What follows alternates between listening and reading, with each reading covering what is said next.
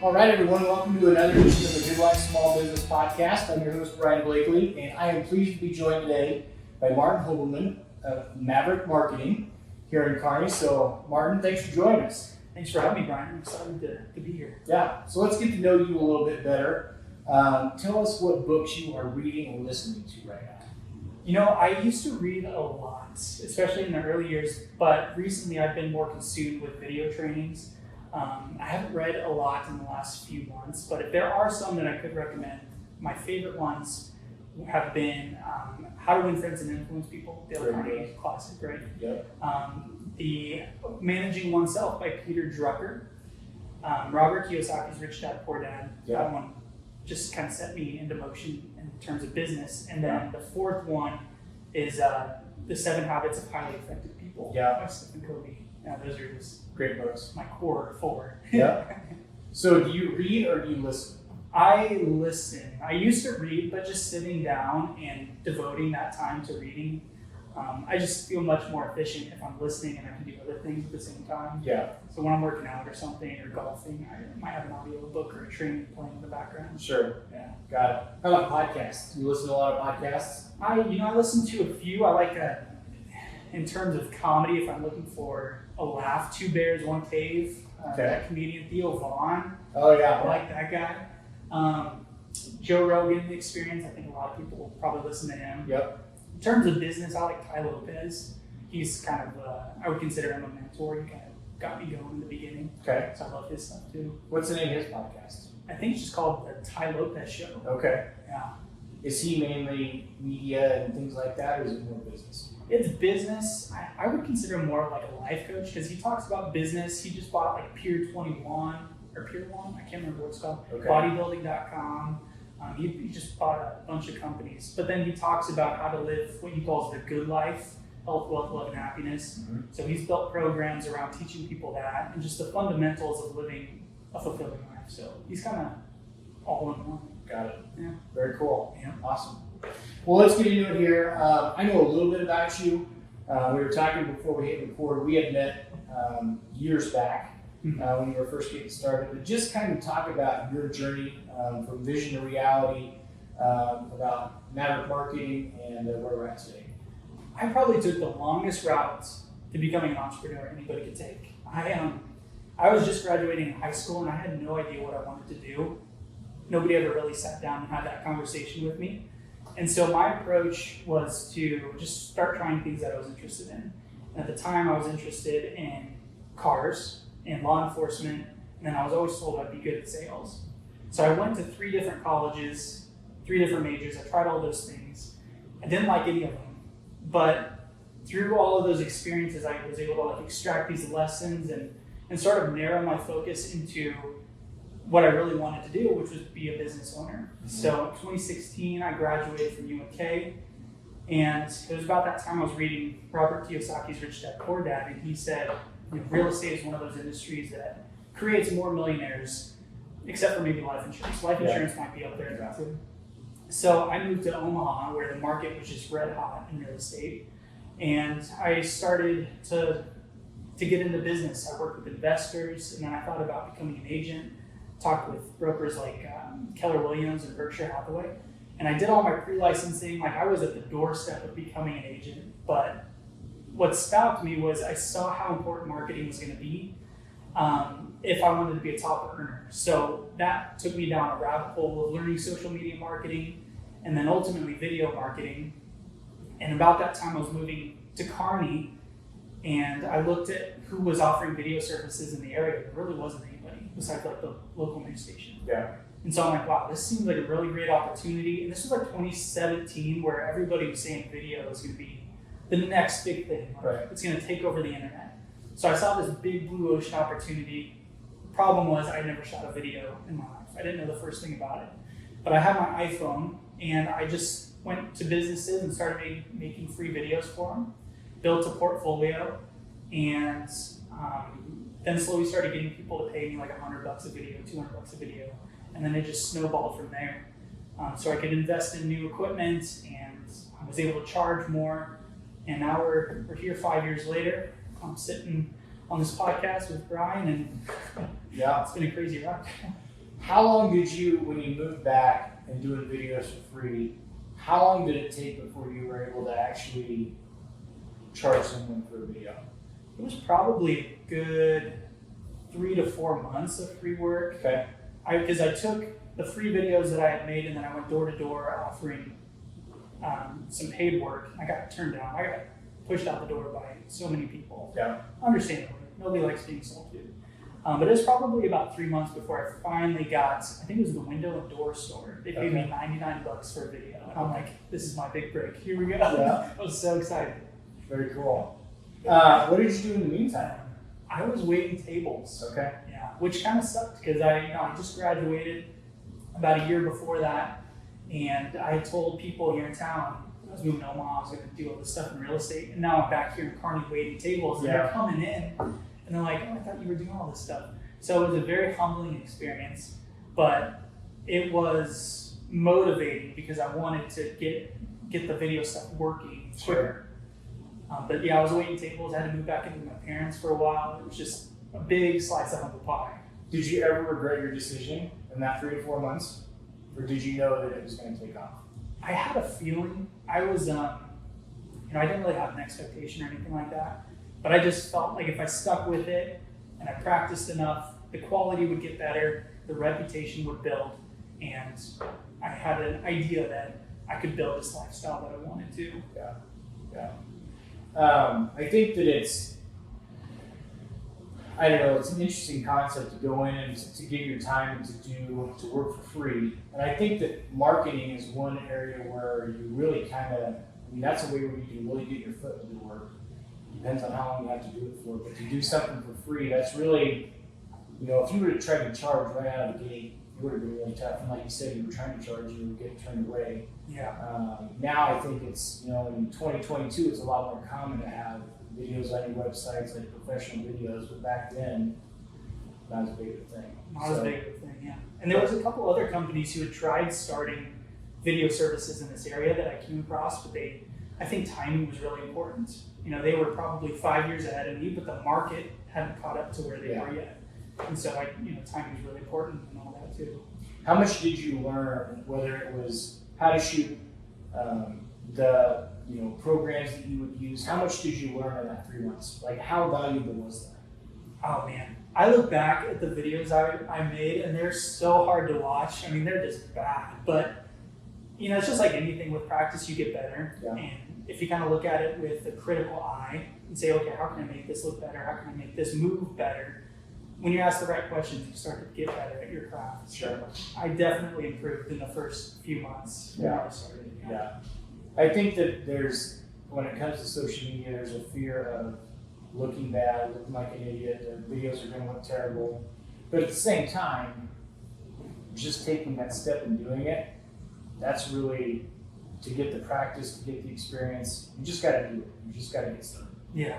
I tell businesses that all the time because they don't want to be on camera. I'm like, with practice comes confidence. So just do it a few times and then you'll feel much better about it, much more comfortable. Yeah, absolutely.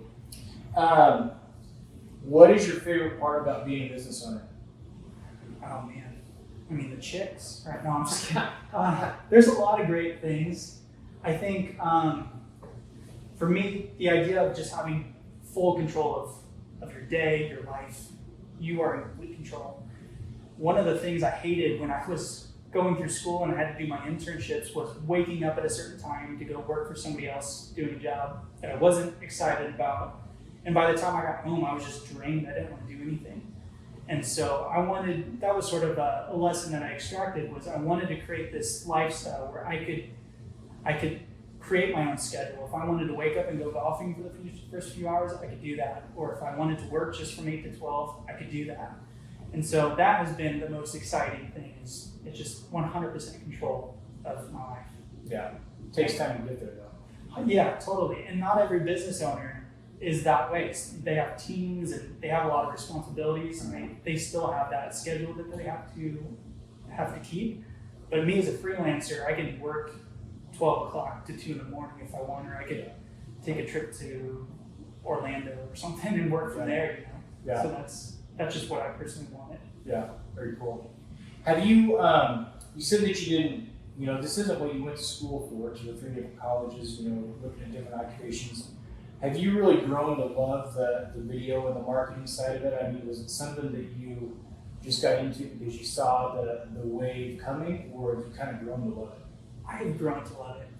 5 years ago, when I was 25, I never would have thought I would be making videos, but it really does play to some of my natural strengths. Like, I remember when I was in middle school, I was in a graphic design class, and I got put in, I don't know, the Mona or something like that. But it just kind of comes naturally to me. But I had never discovered that until I actually started shooting video, and I saw, wow, I'm actually kind of, a graphic designer, creative person. And then video, there's so many different moving parts. Another thing that comes naturally to me is like music, so I love playing instruments and singing and things like that. You work with a lot of music and video. And so all of these different elements and components kind of came together into this career of video. But I had no idea it was going to be that way. Nice. Let's take a step back and let's talk about Maverick Marketing. Talk about some of the things that you offer, what you can do for businesses. Is it just video? Is there other things that you can offer to business or to anyone really? What do you do? Maverick does branding videos. Okay. So these are videos that you would see on your websites, commercials. It's after you've kind of raised awareness about what you sell and people are checking you out. Okay. So that's where our main focus is creating high production quality videos on sales pages and on websites. Recently, I've started to explore this idea of content videos because the world has sort of shifted where we want short form video. So TikTok, that started the trend of these like short 1 minute or less videos. And now all of these different social platforms have adopted their own version of TikTok. So Instagram and Facebook, they have Reels. YouTube has Shorts. And so I think that's really where the world is going, and it's becoming more clear that people are able to take their phones and they can make videos in just a few minutes and go viral online. So I've started to explore the idea of teaching people how to shoot videos right from their phone. Okay. And so that's sort of the next step for me. I think as a business owner, you're always looking for that next thing. Yeah. So once you accomplish your goal, you figure out what you were looking for. What's the next thing? I think that's the next thing. Yeah. And I was looking on your website. It's not just branding the business, but you do videos when it comes to company culture. If a business is looking to hire someone, maybe what they can, expect from the business. So it's not just about the business and why do business with us, but hey, why come to work for us too? Oh man, yeah, recruiting and hiring has become such a challenge for people, for businesses, and I think you have to sort of take this mindset where now you're not only selling your customers, you have to sell employees on why they should work for you. Yeah. And it's really important to just sort of take a step back and ask yourself, are you giving employees a great experience? So with video, we're able to highlight and amplify the experience that companies give their employees in the form of recruiting videos. So yeah, that is another type of content that we make. Yeah, I didn't even think of that. That kind of struck me when I saw your website. I was like, that's a great idea. Especially where COVID has kind of changed things to work from home. Like, what can you expect? It's not just about a paycheck anymore. It's more quality of life and different things that a business can offer. So it's a great avenue to take. Yeah, it's been working. We did some stuff with Blueprint Engines. They were running the recruiting videos, and they said they saw 5x increase in applications in the first week running. Wow. I think it's just because people jump on Indeed, they look at the newspaper classifieds, but when they start seeing real testimonials from employees on social saying, this place is great to work, here's why, I think it really stands out and gets people looking into it more. Yeah. One question I was thinking when you were talking, how long did it take before you quit waiting tables and this is full-time gig? Let's see, I moved November. It was probably a good 6 months or so. Really? Yeah, it was about 6 months where the income from video was able to supplement what I was making waiting tables. Once I hit that mark, then I went full-time into video. I remember one of the last straws, I should say, for me was I was waiting tables. One of the processes the company was was having us do was just super inefficient. We were just doing so much extra work, and I brought this up, and they basically just told me to shut up and do my job. And I'm like, that is the last straw. I'm not working for anyone ever again. Yeah. And so yeah, it was about 6 months, and then putting in my 2 weeks was one of the most rewarding moments. I love. Oh man, yeah, that was great. Yeah. 6 months though, that's really good. I mean, considering you went 3 months of doing this without getting anything, that's good. Yeah. Well, I was living with my parents, so I didn't have a lot of expenses. You got a lot of motivations in different areas, didn't you? Yeah, you kind of have to create those for yourself sometimes. Yeah, absolutely. So is this what you thought it would be, being a business owner, an entrepreneur? I didn't, like I said, I really didn't have many expectations. I just sort of had this vision of what I wanted my life to be. And I've listened to, we all have that little man inside of us, or little woman inside us telling us what's right and wrong. So I've just always sort of listened to that intuition. And I learned that from Sarah Blakely. She's a billionaire. She started the company Spanx. Yeah. And No relation, by the way. Yeah, no relation. And she said she listens to her intuition more than data. And she became a billionaire. So I think there's some power in that. And so no, it wasn't what I was expecting, but again, I really wasn't expecting much. I just sort of pivoted and adjusted until I had the things that I wanted. Yeah. What's one thing you wish you were better at when it comes to running your business? Building a company, at some point you have to hire people. I think recruitment and team building and delegating is probably something that I've always could improve on. But there's also the idea of just focusing on what you're good at and your strengths, and how do you delegate delegation? I don't know. Yeah. How do you find a hiring manager, I suppose. Yeah. But that has always been something that I feel like I could improve on. And but being a freelancer, I don't really need to hire too many people. Mm-hmm. So I just use a lot of freelancer websites. I'm a freelancer who hires freelancers. Upwork and Fiverr have been great resources for me. There's still a little bit of training though, even with a freelancer. Here's maybe how I'd like you to do this, or here's how I've done it in the past.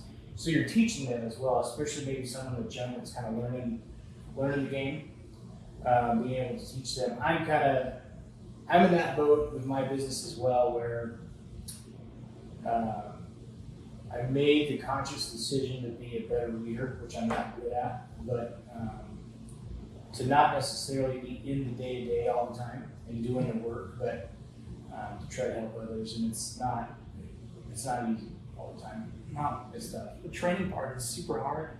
Trainual, have you heard of that company? Uh-huh. You can document your training processes, and then every new employee, they just basically have a training manual, but it's a platform. Oh wow. And then I also use Loom a lot. It's a screen recorder. Yeah. And so when I'm editing videos, I'll just screen record what I'm doing, Yeah. and then I can send that on to other people. It's kind of a video library of your own of Yeah. process and procedures. Yeah, exactly. I've done some of that as well. It's really handy. Mm-hmm. If you could go back to the very beginning when you moved from Omaha and give yourself one piece of advice, is there anything you would change, or would you just kind of let things go as they have and let the chips fall? I'm pretty content with where things have ended up. I think the one question that I've wrestled with more than any other is, if I could go back, would I go to college? And if I could go back and tell myself, hey, don't do this, go into business instead, I probably would. I don't know if I would. That's 6 years. I could have been further ahead in business. Sure. And all the student loan debts I'm still paying off. Mm-hmm. But also, there's a lot of things that I learned during that time that's helped me become this person today. So I don't know. I think that would probably be something I would talk to myself about, my younger self about. Maybe just one college instead of 3? Yeah, maybe just reduce it a couple. Yeah, very good. So someone comes up to you, maybe, I don't know, a friend, family member, whoever comes up to you and say, hey, I want to start my own business. What advice would you give them? I would tell them, don't fall in love with your idea. I think one of the main lessons I've taken away from my mentors and coaches is adaptability. And they always he uses the analogy of the dodo bird. The dodo bird didn't adapt to the people moving into their territory. They didn't learn to fly or give away. These hunters came in and now they're extinct. Yeah. So maybe you have a good idea, or what you think is a good idea, but before you do all of the work of setting up a business, the website, setting up the LLC, the emails, the branding, all of that stuff, before you do any of that, create an MVP, a minimum viable product.